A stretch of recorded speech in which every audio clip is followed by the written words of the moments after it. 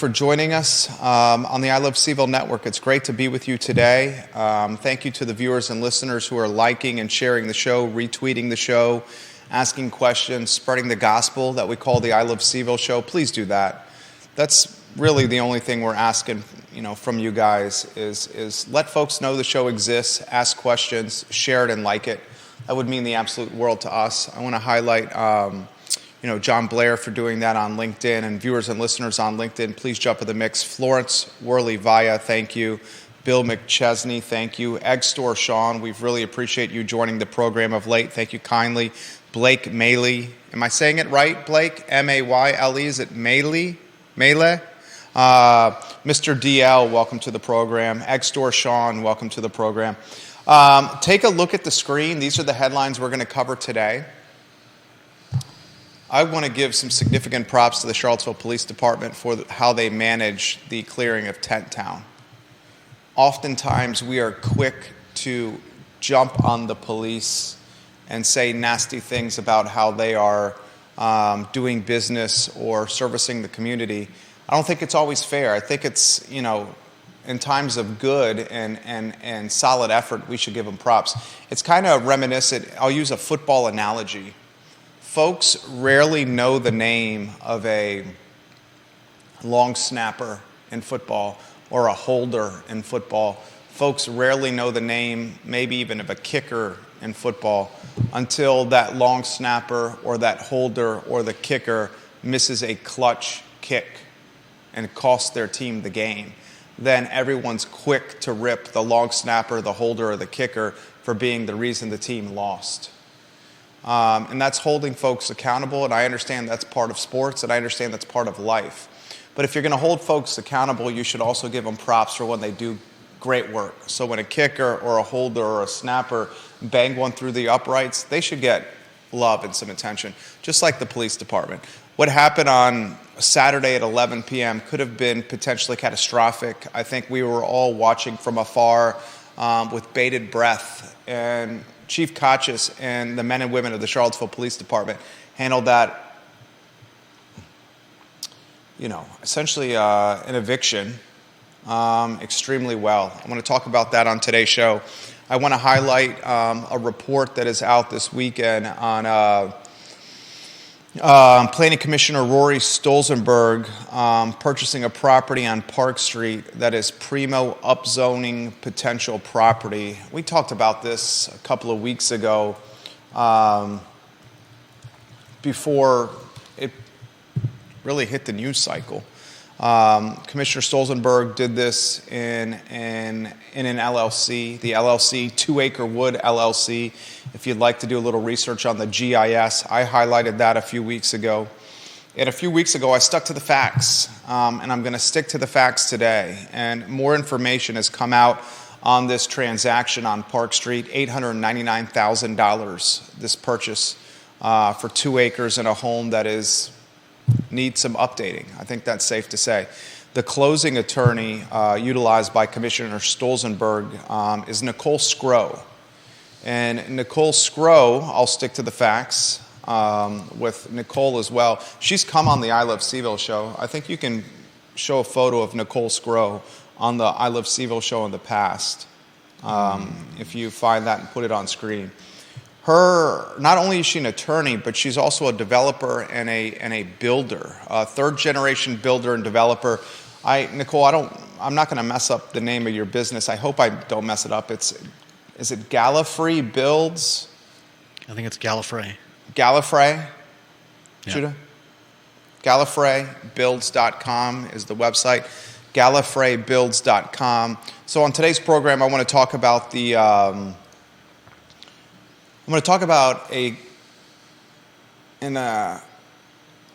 appointed official, a planning commissioner, who's been the most vocal advocate of upzoning in Charlottesville City, buying a house in an area of the city that is going to be primo for upzoning, prime for upzoning and density, buying this house, $899,000 according to the GIS, public record, buying this house, closing on this house a few months before Upzoned is approved. It's now in the hands of City Council. It went from Planning Commission, his team, to City Council for approval. Buying this crib a couple of months before government policy is approved, and by all accounts, Council is going to approve this, and then immediately creating significant value and upside for his purchase that he made in August. So he bought a house in August for $899,000. When the upzoning is approved, the value of this property is going to be significantly more valuable. The commissioner did it in an LLC. Nicole Scro. So Nicole Scro's photo is on screen. This is Nicole on the I Love CVille show a couple of years ago. The value of his property is going to uptick significantly. He bought it in an LLC that was, I have no problem buying property in an LLC. I've owned property in an LLC. It's not my personal residence, but investment property I have in an LLC, multiple LLCs to be in fact. I have no problem with that. I'm also, what adds to the dynamic of this storyline is the attorney he utilized to close on the property and set up the LLC is Nicole Scro, who's a builder and developer and has come before Planning Commission in the past, and you would imagine would come before Planning Commission in the future. Many folks in the community concerned about optics here, concerned about the disclosure period here, asking if the disclosure period should be a more robust or more frequent as opposed to late January when disclosures generally happen for assets for elected and appointed officials. So I'm going to unpack this story from a bunch of different angles.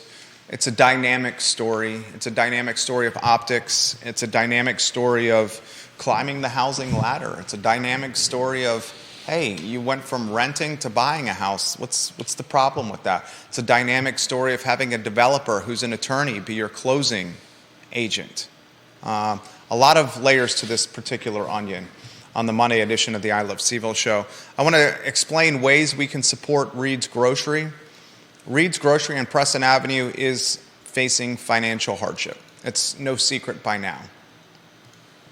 Perhaps going to Reid's Grocery on Preston Avenue and purchasing all the groceries possible in Reid's right now is not the best approach. Instead, perhaps the best approach is to purchase gift cards for Reid's that can be utilized later. If you purchase gift cards at Reid's, you're infusing the locally owned business with cash while not removing their limited assets, groceries, from the shelves. So they can take this cash and then they can replenish their empty stock.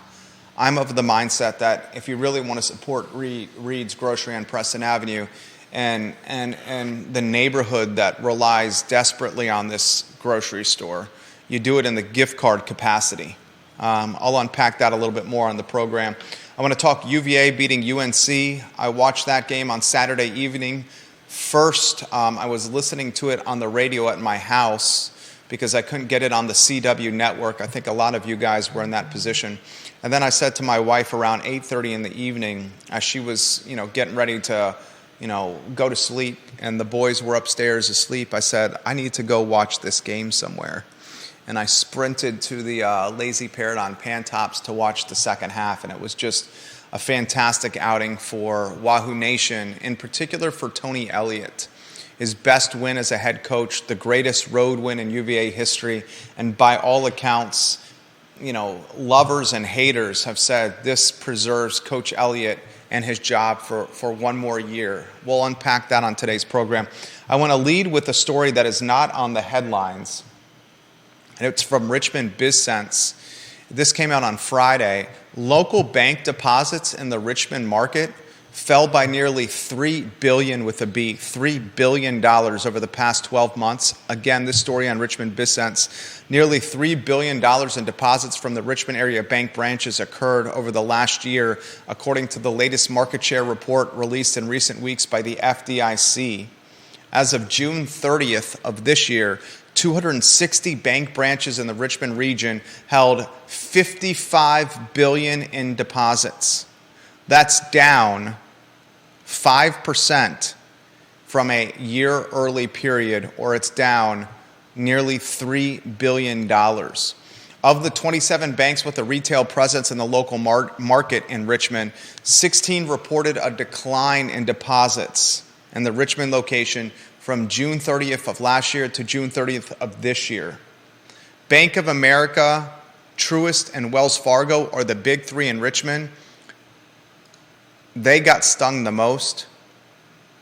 The local banks really got stung in the Richmond market, the regional banks, and the national banks. Really what's happening here is, and unfortunately I think we're going to see more of this. And I think the ones that are really in a tough position right now are the smaller banks where the deposits are paramount. I'm curious to see what that number is in the Charlottesville market, and I'll do a little bit of research for you.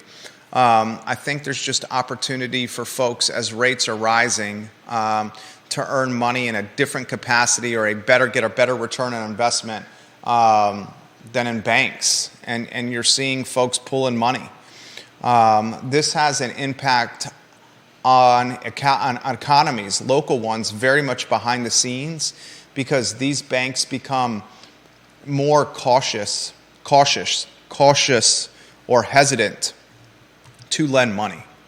And when banks are more hesitant to lend money, whether that's a small business loan, whether that's a business line of credit, a home equity line of credit, whether that's funding an entrepreneur's dream or a developer's project or an expansion of some capacity, that throttles economies. And it doesn't just throttle the economy tied to that respective business, it throttles the entire supply chain.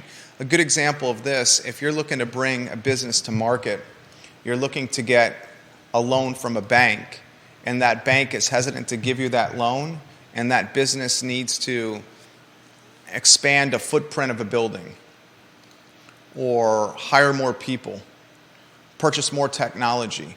You got contractors that are impacted here.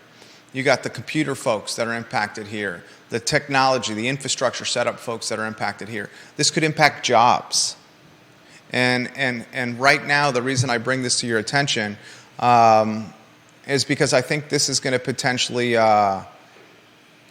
worsen. I mean, it's coinciding with rising interest rates, which have caused customers to chase better yields elsewhere. That will continue as rates get higher. The rates this morning on a 30 fix were in the 8.3 range, 8.3%. And a lot of people say that it's going to get to 9% before it gets to 5 or 6%. So follow this story very closely, please. I wanted to lead with that because I think it's something that's a headwind for a lot of local markets. Now, I want to get to the lead of the show and the lead of this program, and we'll weave Judah Wickower in with the two-shot. I don't know about you, but I was following with bated breath the Tent Town teardown. And the Tent Town teardown, I think, went as smoothly as could be. I want to highlight what I saw firsthand. The police chief, Michael Kochis, in the days leading to the Saturday 11 p.m. curfew reinstatement, was going by the tents in the park and speaking to Tent Town citizens in the most kind and honest and approachable and laid-back way as possible. I think Kochis has many skills, and one of the skills Kochis has is his approachability and his understanding of how to, I don't want to use the word code switch, because code switch, what he's doing is authentic. Yeah, definitely. He listened to learn, and he listened and then explain the circumstances and the outcomes and where the folks in Tent Town could go, whether it's Patcham, whether it's the Salvation Army.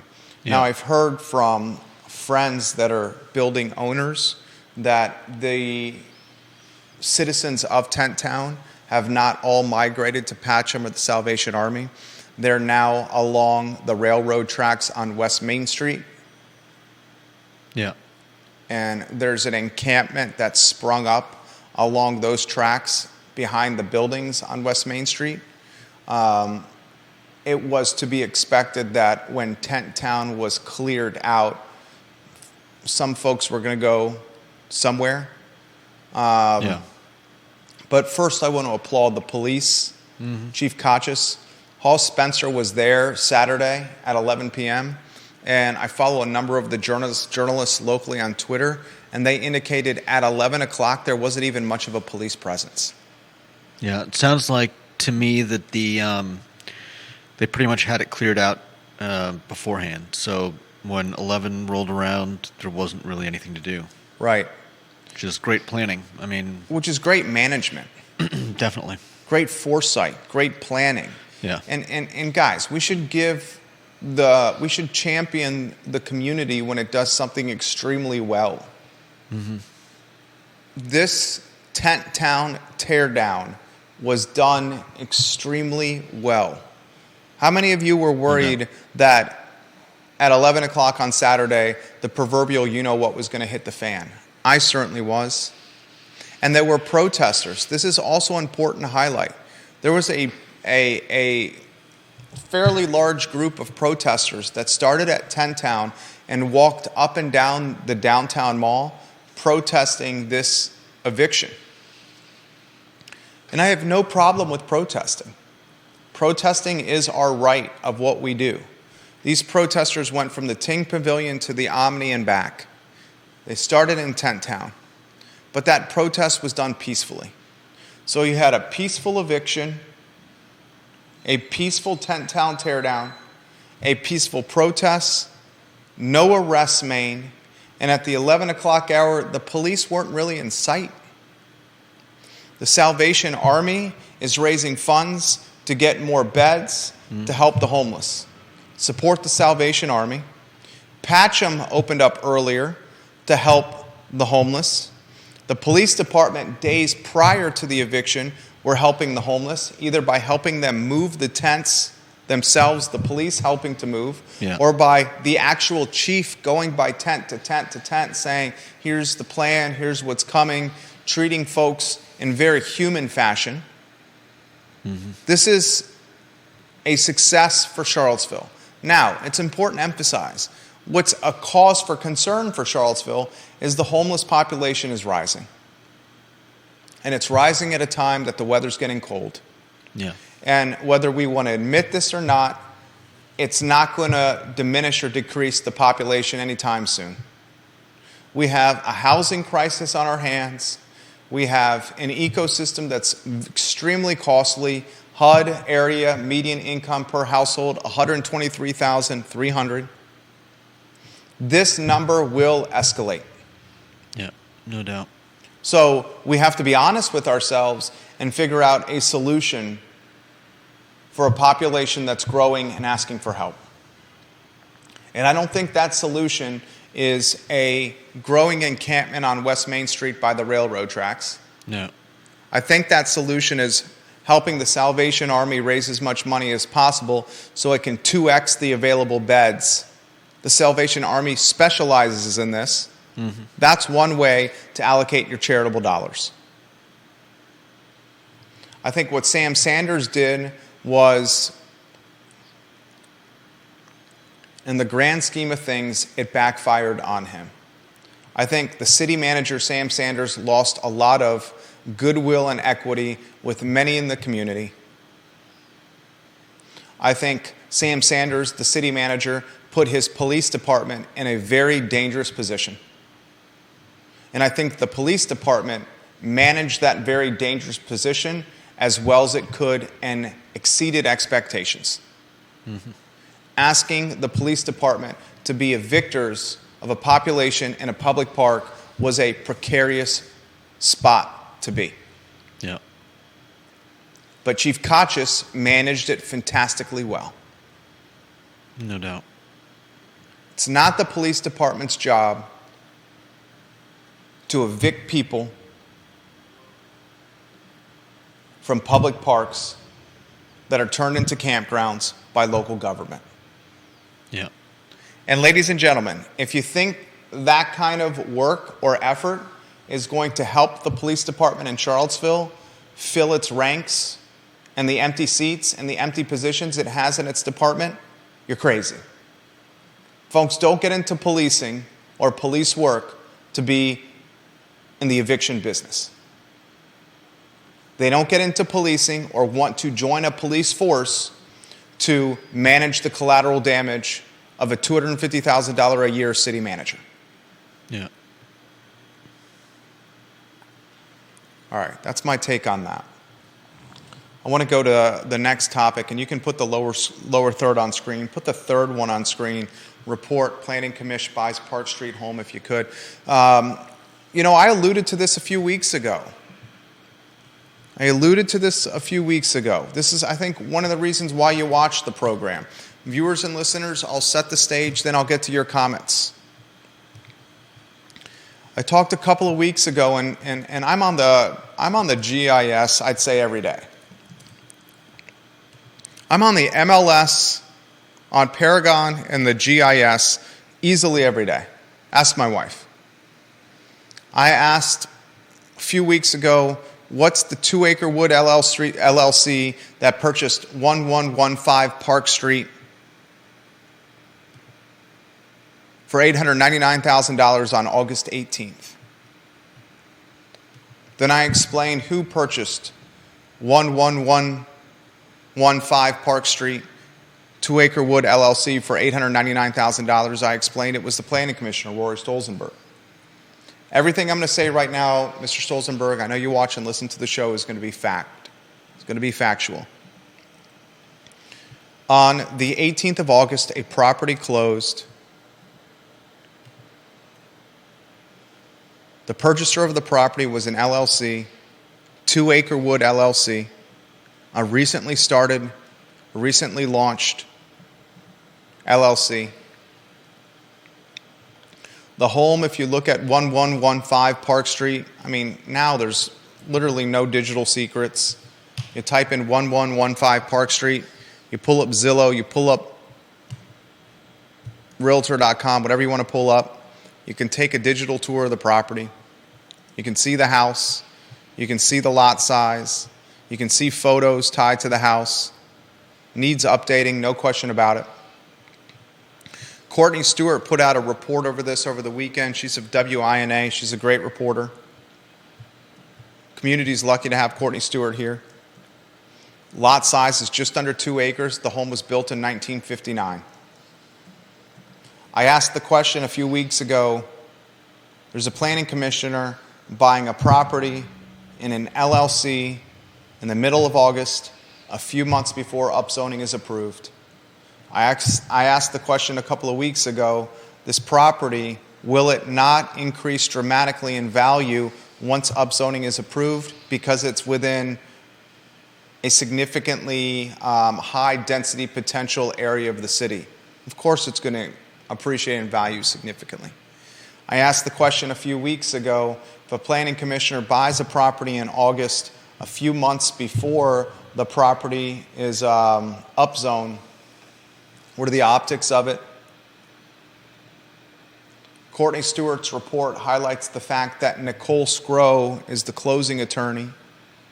Nicole Scro, and everything I'm saying here, Nicole's also fact, is a builder and a developer. What was the name of the business, Judah? Gallifrey.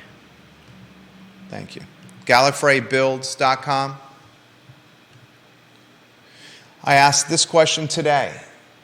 You have an attorney who's a developer and a builder that comes before Planning Commission. Has come before Planning Commission. Will most likely come before Planning Commission again. She was the closing agent for a planning commissioner. A planning commissioner who bought a property within an LLC a few months before upzoning was approved. a property that was not disclosed on the record until John Hasek brought it to the attention of Council and Planning Commission during Planning Commission meetings. The disclosure period for elected officials and appointed officials is the end of January. So technically, this property could have gone until the end of January before the appointed official, Planning Commissioner Rory Stolzenberg, disclosed it on the record. I will ask local government to do the following.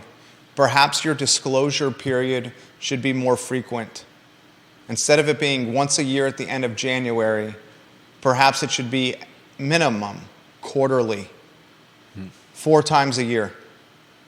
Because a property that's purchased in August that does not get disclosed on the record until the end of January, unless a public citizen insists or papers the trail or papers the public record about this purchase, that offers concern. It's concerning. I also, perhaps this is for Mr. Stolzenberg, utilizing a developer and a builder who's also an attorney as your closing agent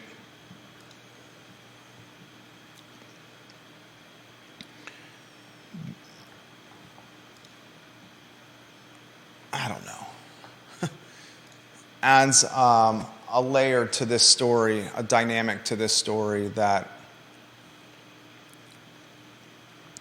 certainly continues the conversation. Certainly continues the conversation. Will Mr. Stolzenberg have to recuse himself if Ms. Scro comes before Planning Commission in the near future? It's a fair question. Will the community check the paper trail in previous instances where Ms. Scro has gone before Planning Commission just to reread what was on said trail again to make sure everything was above board? I'm sure folks in this community are doing that. In fact, I know folks in this community are doing that.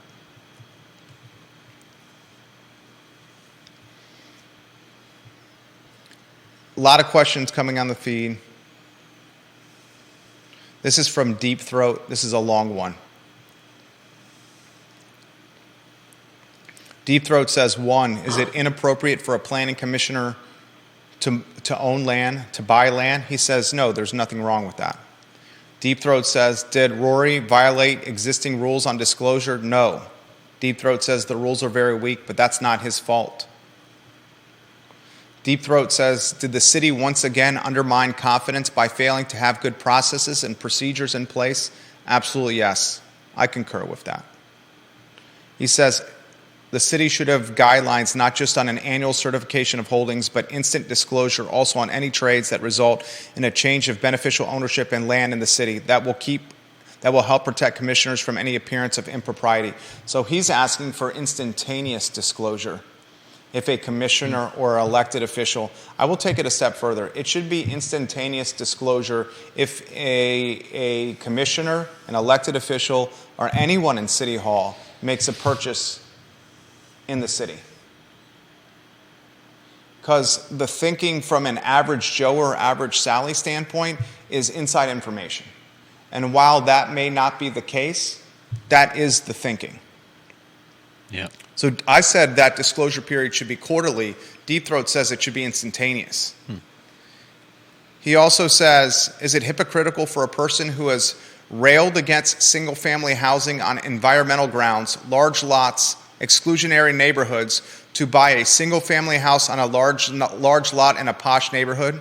Deep Throat says, for a person who has criticized the participation of people in the draft zoning ordinance debate because they own expensive houses, then he goes and buys a $900,000 home. For a person who has posted about other people's home values and where they live on Twitter to use an anonymous LLC to hide his ownership, it certainly feels that it is very hypocritical. Rory Stolzenberg in the Courtney Stewart report said the reason he archived it in an LLC was because he was a Jewish man in Charlottesville, and in Charlottesville we have a number of Nazis who are looking to target Jewish folks. And that's why he archived or he purchased this property in 2 Acre Wood LLC. Frankly, it's backfired because this purchase has gotten even more attention for Mr. Stolzenberg than if he just did it as Mr. Stolzenberg, the person. Right. By purchasing it in this LLC, 2 Acre Wood LLC, it became more of a story. And now that it's become more of a story, it's become even more obvious, or the attention is even greater, the spotlight even more significant on him and where he's going to reside. So it's backfired. The clandestine nature of doing this has backfired. It's done the antithesis of being on the DL or clandestine. Yeah. Deep Throat has this comment as well. Is it problematic to see a link to Nicole Scro in all of this? Deep Throat says, yes, her involvement seems an odd choice. That by itself may not be a problem, but it bears explanation. And he also says that Rory Stolzenberg did not respond to Courtney Stewart's question about Nicole Scro's involvement. And he closes by saying this, Deep Throat does, I am Jewish. I'm not cowering under a rock. I find that to be ridiculous. That's what Deep Throat said. This is why I brought this up a few weeks ago. Why I brought it up a few weeks ago, I had more information about this, and I did not want to be the first to bring this to light. A couple of things I want to also throw out there. Do we know for 100% certainty that it was an $899,000 cash purchase? A lot of folks are saying it was $899,000 all cash. I don't have 100% certainty on that. I will say that I have purchased commercial property in the names of LLCs many times, and I've done seller finance deals that did not involve banks, where the owner of the property that I'm buying the property from, the people, the couple, the entity, the LLC that I'm buying the property from, agree to carry the paper. And I give them an upfront sizable down payment. We set an interest rate, and we set a term where the loan's going to be paid off over this period of time. That does not involve bank financing. Oftentimes, in fact, I would say, for the mortgage brokers out there, there's not many, is there a bank that will allow you to purchase your primary residence in an LLC? I mean, the only way that's going to happen is if you're paying all cash. So that's why a lot of folks are saying this is an all cash purchase. Deep Throat says if there is financing, there would be a lien registered in the deed book. There is none, at least none I can find.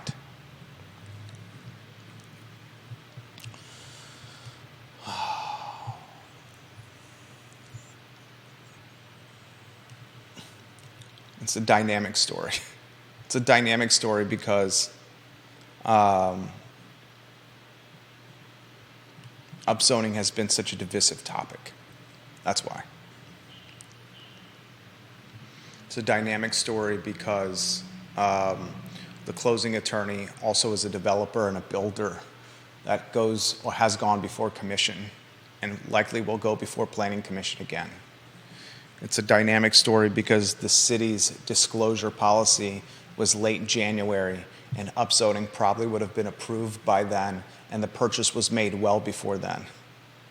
The disclosure period must be updated. It can't be once a year at the end of January, because then you can tweak the timeline. And I'm not saying that was done here. I am not saying that was done here. But I think we're all in agreement that the disclosure periods should be more frequent and frankly should be more transparent.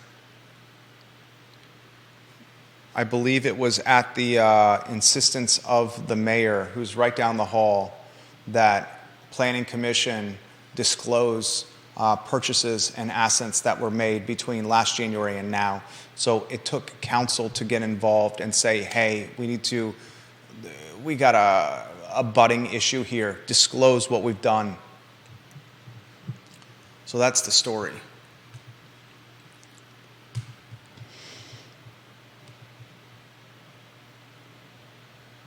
Bill McChesney says the real stretch of all this is using Nazi as an excuse to put it in LLC. That's what Deep Throat says. You disagree with that? I mean, I don't know. Do we have a Nazi problem in Charlottesville? I mean, maybe we do. I honestly don't know. Rory Stolzenberg is one of the smartest guys I know, and I mean, he's got a reason for doing what he's doing. Without talking to him or knowing more about it, I honestly don't know. I'll ask the audience: is that something that we should be worried about? You're saying Nazis? Yeah. Well, I will say this. Don Gathers was a one-time candidate for city council. Mm-hmm. Don Gathers has come on this program before. I think you have his photo you can put on screen. Don Gathers, I think you have Nicole's photo you can also put back on screen too. Don Gathers was very vocal after Unite the Right, August 12, 2017. He's a black man, and he was personally attacked, doxxed, pursued by Nazis to the point that law enforcement had to intervene. And it's unfortunate the nature of the world we live in where that happens. And, perhaps that was one of the reasons Mr. Gathers chose not to run for council in 2019. Mr. Gathers at the time cited health issues and issues with his health as the reason why he did not run.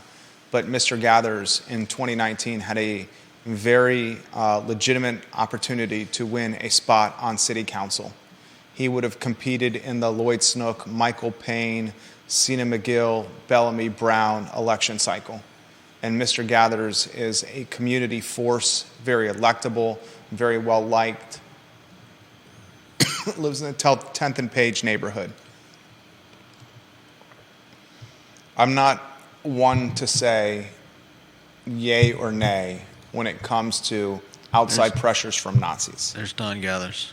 Don Gathers on screen. Thank you, Judah. Look at the screen now, and you'll see Mr. Gathers. Look at the screen here in a matter of moments, and you'll see the developer and builder and closing attorney, Nicole Scro, on the program as well. I think I've covered this well. Viewers and listeners, I think I've been very fair and have covered this well. Mr. DL, I'm not going to mention this comment. I have respect for what you send me, Mr. DL, but I have heard otherwise that this is no longer the case, what you are sending me, sir. Mr. DL is not Deep Throat. Those are two different people. Mr. DL, I have heard this is no longer the case. And it's just incorrectly cited online. Just to give you a heads up. All right, next photo I want to have on screen. Positive stories. Positive, positive, positive. Are you ready for this, Judah? SuperFly Brewing Company is now open on Preston Avenue. That's great. That's fantastic. SuperFly Brewing Company open on Preston Avenue next to Shenandoah Joe's. Mm-hmm. You have a nice little brewery trail there, right? No doubt. You can start at SuperFly. Mm-hmm. Well, let's walk through it together as if we were doing a craft beer crawl, okay? All right. You and me. You want to look up the Google Maps? Yeah. I think it would go SuperFly by Shenandoah Joe's, right? And SuperFly opened with, they said this, they had 2 beers on tap a couple days ago. the Golden Torch, which is an English IPA at 5.4%, and Goodbye Hello, a Belgian wit at 5%. Do you like Belgian wits? Yeah, sometimes.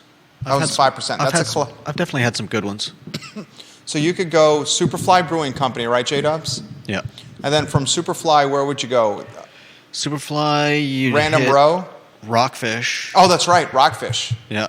Go ahead. Then Random Row. Then Random Row. SuperFly, Rockfish to Random Row. Yeah. Then you could go South Street. Yeah. South Street. And Three Notched. Viewers and Definitely. listeners, help me out here. What am I missing? South Street and Three Notched. I think that's it now. No, you got Decipher Brewing Company. Where's... Oh, is that... Woolen Mills. Yeah, that's right. You got Decipher. Yeah. You got Selvage Brewing Company, although a lot of people don't realize this. Selvage Brewing Company is going to open across from the Boar's Head Resort on Ivy Road. And the Grit Coffee Distillery and the back of Hunter Craig's Bel Air Place. And Selvage Brewery is going to close its operations in the Wool Factory because it's got such significant demand for private events, for rent-outs, for weddings, for hosting parties there. It was closing the brewery so many times that it said, you know what, let's just turn this fully into an event space. And our sister company is Grit Coffee. And let's take the brewery to the distillery location previously of Grit Coffee and let's make a brewery there. I think it's going to crush it on Ivy Road across from the Boar's Head. Nice. I think that entire area is begging hand in hand and on bended knee for more options along the Ivy Road corridor. So that's not a bad crawl, dude. That's reminiscent of Asheville. You go SuperFly. What about Star Hill downtown? Oh, did they have... Oh, you're right. Star Hill at Dairy Market and Devil's Backbone on West Main Street. Okay, so let's write these down. Viewers and listeners, help me out. John Blair says SuperFly opening is great news. Also, have either of you noticed that the old Hardee's on 5th Street has been demolished? I believe there were plans for a Sheetz at that location. I think it's a Wawa, John. I think that's a Wawa at the old Hardee's location. Wawa's taken over, and you need to update the lower third if you could. So SuperFly on Preston. From SuperFly, you go to Rockfish on Preston. Random Row. No, frankly, you would go SuperFly to across the street, Dairy Market, Star Hill. Yeah. SuperFly to Star Hill to Rockfish, Rockfish to Random Row. Yeah. From Random Row, you could choose to cut across to West Main if you wanted to. And you could go to Devil's Backbone. That's 5. And then from Devil's Backbone, you can walk down West Main Street to South Street 6, 3 Notch 7, Decipher 8, and Selvage 9. 9 within a nice little walking trail. No doubt. Be feeling real good there. And then you come down to from Woolen Mills. You could hit Hogwaller, right? Just come out to the bottom. Hogwaller Brewing Company. Good Lord, I forgot Hogwaller. You go Hogwaller on High Street. Yeah. You go from Selvage to Hogwaller. There you go. 10 spots. 10 spots. You'd be feeling really good. Interestingly, while I was at the Lazy Parrot watching the game, they had High Lie on tap for $3.50 a pint. High Lie, the IPA. Lazy Parrot. That's pretty strong, isn't it? Oh my gosh, it's over 7%. Yeah. The Lazy Parrot on Pantops has, in very DL fashion, become one of the deepest taps, the most taps of bars in Charlottesville and Albemarle County. Impressive. They got 2 bars, too. Kevin Kirby, the owner of the Lazy Parrot, Cassie Kirby, his daughter, have the most... who has more taps than Kevin Kirby at the Lazy Parrot amongst their 2 bars? How many taps do we think are at the Lazy Parrot? Anybody know? Vanessa Parkhill says, don't forget Hogwaller. Thank you, Vanessa. Great call. She's in Earlysville. Bill McChesney says the same. I would say Janice Boyce Trevelyan said, you guys forgot Star Hill and Dairy Market. Thank you for the reminder. 10 options that you can walk to. Yeah. Lazy Parrot, Charlottesville City, and Albemarle County. Is it top 5 most beer taps in Charlottesville City and Albemarle County right now? Viewers and listeners, let me know who has more than them. I sincerely would like to know.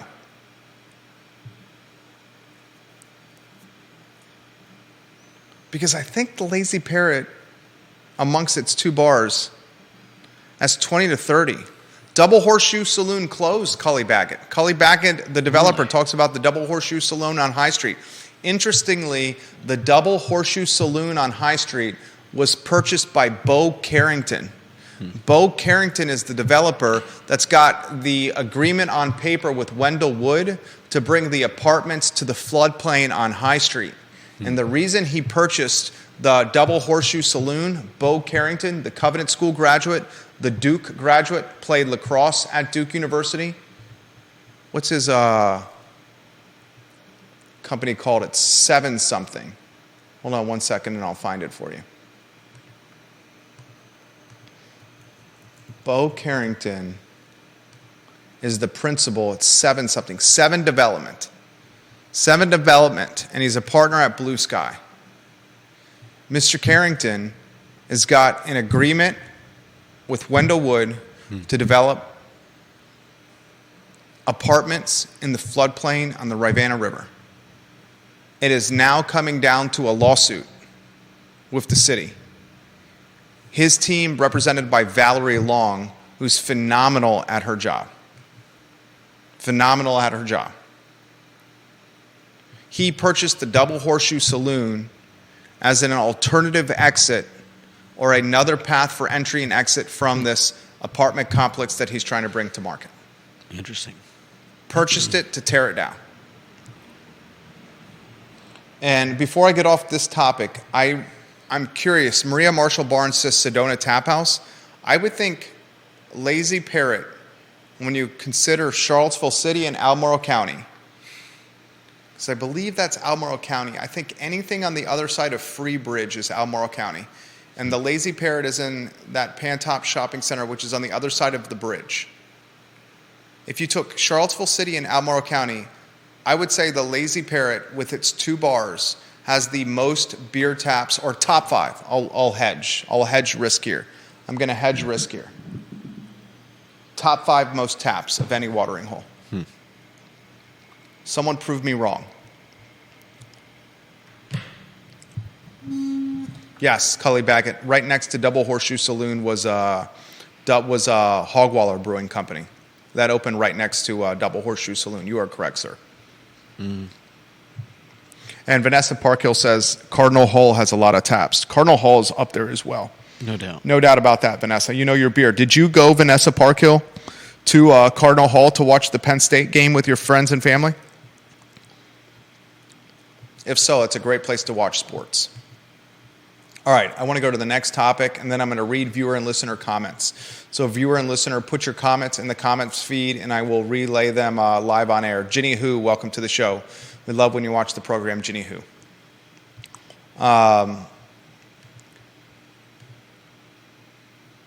Here's how we should support Reid's Grocery. We should support Reid's Grocery with gift cards. Buy gift cards at Reid's Grocery that we can use later. Going to Reid's Grocery right now and spending money on groceries is going to empty the shelves even more. It's like what happened during the pandemic. There was a shortage of toilet paper and there was a shortage of hand sanitizer. And because the shortage of toilet paper and hand sanitizer made the news cycle, people sprinted to Costco and to these wholesale providers and to these grocery stores and bought more toilet paper and hand sanitizer, which exacerbated the problem.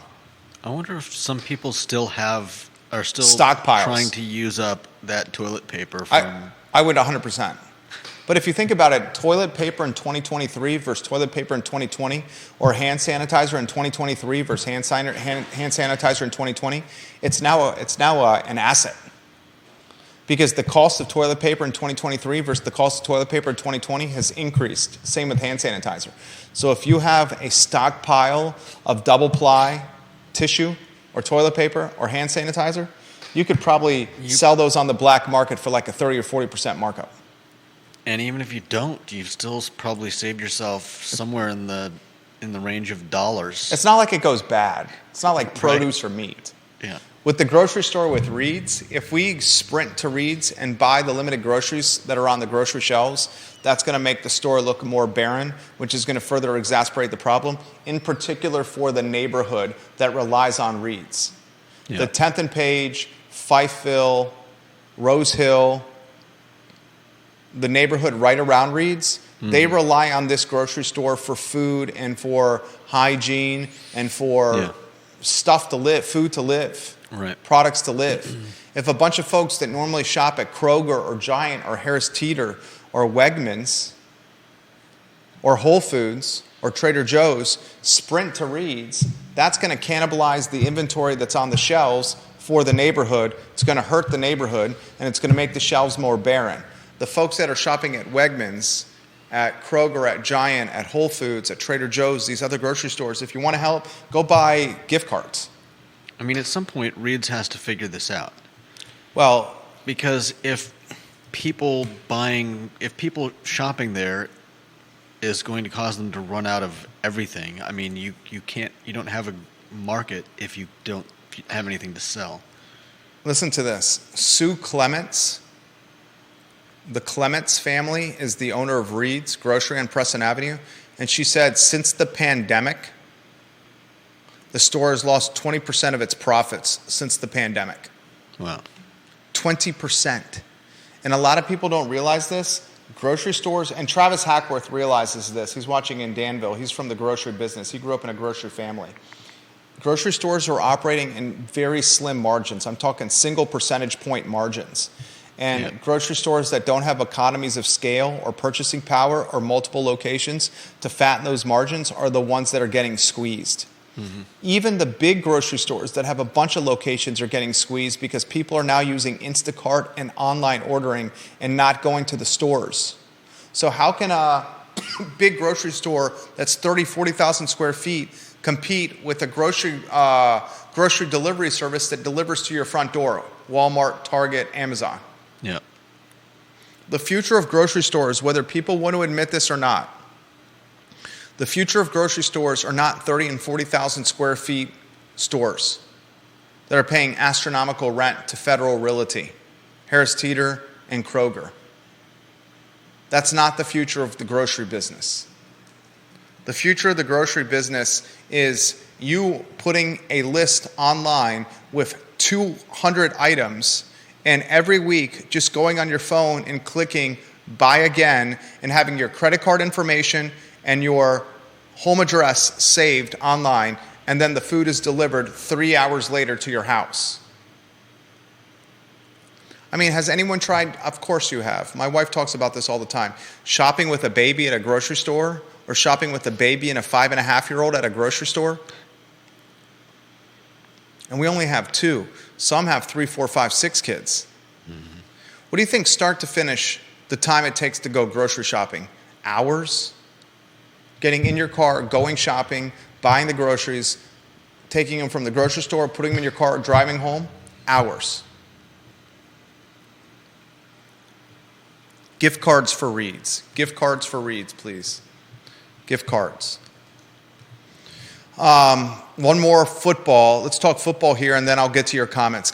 Your comments here in a matter of moments, ladies and gentlemen. Put your comments in the feed anywhere you're watching. Ginny Who says the Lazy Parrot easily has 20 taps, but she orders buckets. Though they had. Thank you, Ginny Who, for your comment. I love when you watch the show. I mentioned this live on air. Judah, they had buckets of Bud Light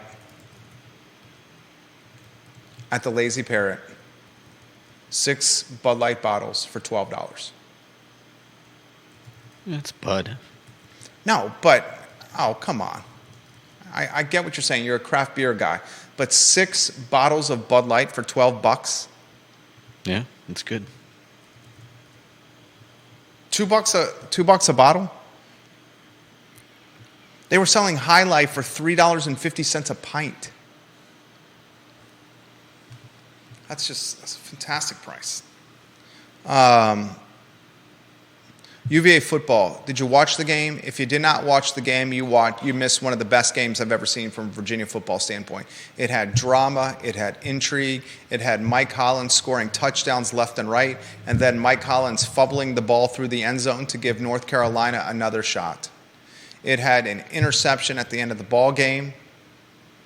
It had a defense playing well, an offense scoring points. It had North Carolina, a top 10 team in the country, looking extremely average. It had all the elements of a fantastic football game, and it most importantly finished with a Virginia football victory. If you can change the lower third and put it on a one-shot, that would be great. We're on a one-shot. Thank you very much, Judah. Appreciate that. I was proud of this team. Tony Elliott has caught more heat than just about any person in this community. And he beat a top 10 team and now has the greatest road victory in Virginia football history. It's a big deal. And whether you're a hater or you're a lover, Tony Elliott has saved his job for another year with that win against UNC. He will be the coach of UVA football in 2024. And he has a handful of games left to get even more victories on his resume. The coach of the week, Tony Elliott. The following teams left: Miami in Coral Gables, Georgia Tech in Scott Stadium, Louisville at Louisville, Duke in Scott Stadium, and Virginia Tech in Scott Stadium. Not an easy way to close the season. But he just beat a top 10 team in the country. It was not on national TV. My only disappointment there, that it was not on national TV. All these other games, Tennessee game, national TV. Maryland game, national TV. NC State, national TV. Would have loved if that North Carolina game was on national TV. We'll talk about this contest tomorrow at 10:15 a.m. with Jerry Hootie Ratcliffe on the Jerry and Jerry Show right here on the I Love CVille Network. Check out jerryratcliffe.com for all your UVA coverage. That show is really taking off, the Jerry and Jerry Show. Now I want to get to comments.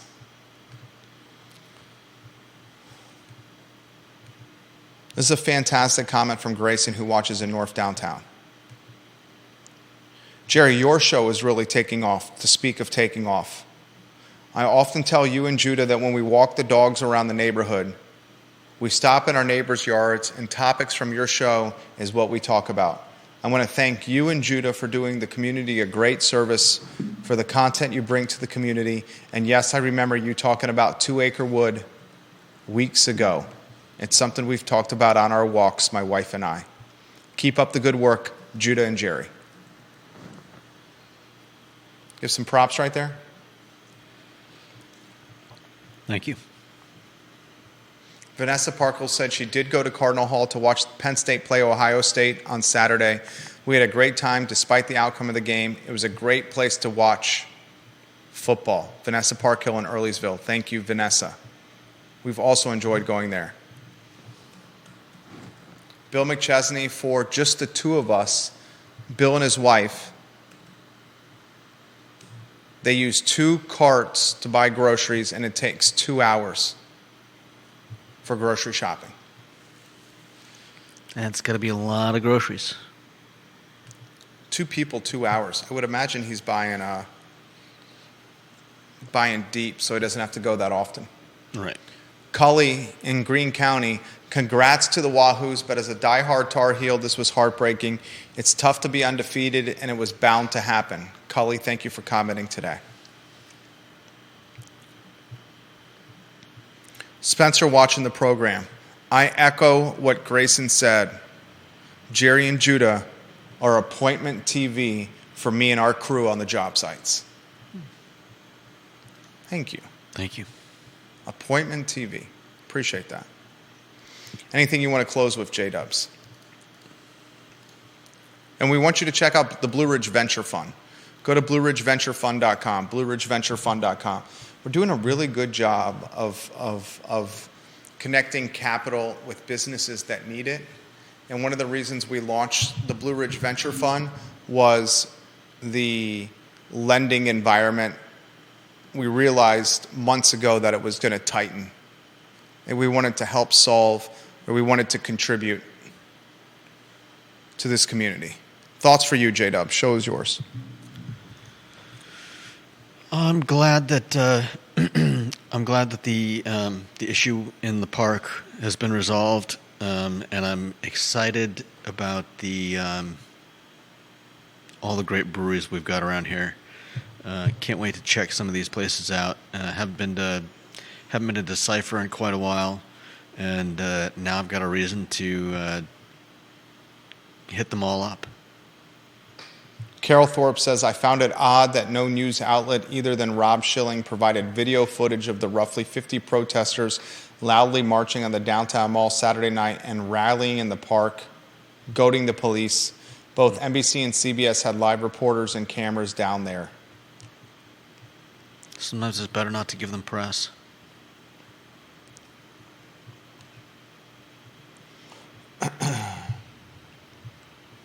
I'll close with this. This is, you know what tomorrow is? Viewers and listeners, ready for this? Tomorrow, we're 2 weeks away from Election Day. Tomorrow is 2 weeks removed from Election Day in Charlottesville and in Albemarle County and across the Commonwealth. And many crystal ball prognosticators have said that Virginia is a bellwether state. And the national parties, the national rainmakers, kingmakers, are going to be watching what happens in Virginia. In the House, in the Senate, and at local levels. The person who could be watching this extremely closely is Glenn Youngkin, the governor. No doubt. Folks have said if things go a certain way, Governor Youngkin jumps in the race and makes a push for the White House because he can't run for governor again. Youngkin all day, every day, over Trump on the Republican ticket. All day, every day, and twice on Sunday. Youngkin over Trump on the Republican ticket. That's the end of the program. Judah Wickower, Jerry Miller, the Monday edition of the I Love CVille Show. My friends, thank you for watching the show. You guys have a good afternoon. We'll see you tomorrow at 12:30. Take care.